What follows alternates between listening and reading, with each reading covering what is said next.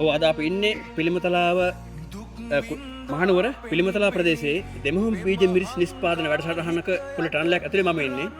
ඉතින් මේ වගාව වැල හිටවලා තියෙන්නේ ජූලි මාසේ මේ අවුරුද්දේ දැන් මාස 4යි වගාවට. එතකොට දැන් මේක දැන් අඩි 4මාරක් විතර පැලේ උස ගිහිල්ලා තියෙනවා. එතකොට මේ බලන්න. එතකොට මේක දකුණු කොරියානු ජිප්පියෝ පොහොර පාවිච්චි කරලා තියෙන වගාවට. ඉතින් එතකොට අනිකුත් පොහොර අඩු කරලා තියෙන්නේ 30ක් විතර අපි අඩු කරලා තියෙනවා. ඉතින් මේක දකුණු කොරියානු පොහොර විශේෂත්වය තමයි මේක නැනෝ 4 වෙනි පරම්පරාවේ පොහොරක්.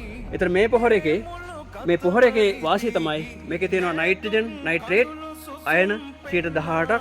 ඊට අමතරව පොටෑසියම් තියෙනවා. ඊට අමතරව සිංක්, බෝරෝන් සහ සල්ප තියෙනවා. මේ සල්ප වලින් බලන්න කෘමි හානි ගොඩක් අඩු වෙලා තියෙන මේ වගාවේ. කෘමි හානි නැහැ. දිලීර හානි ගොඩක් අඩුයි. ඒතර අපිට පුරාන් 30ක් 40ක් අපිට පොහොර කප්පාදු කරන්න පුළුවන් මේ වගාවත් එක්ක. මල් හැලීම අඩු වෙනවා. කරලේ නිමාව හොඳයි. ඔබගේ අස්වැන්න 30ක් 40ක් වැඩි වෙනවා. ඉතින් මේ අපි ජනතාවට කියන්නේ මිරිස්, කියුකම්බර් ලංකාවේ ඕන වගාවකට මේ පොහොර පාවිච්චි කරන්න. ඔබගේ වගාවේ අස්වැන්න නිෂ්පාදන වියදම 30%කින් අඩු කරගන්න පුළුවන් වගේම අස්වැන්න 30%කින් වැඩි කරගන්න පුළුවන්. ස්තුතියි.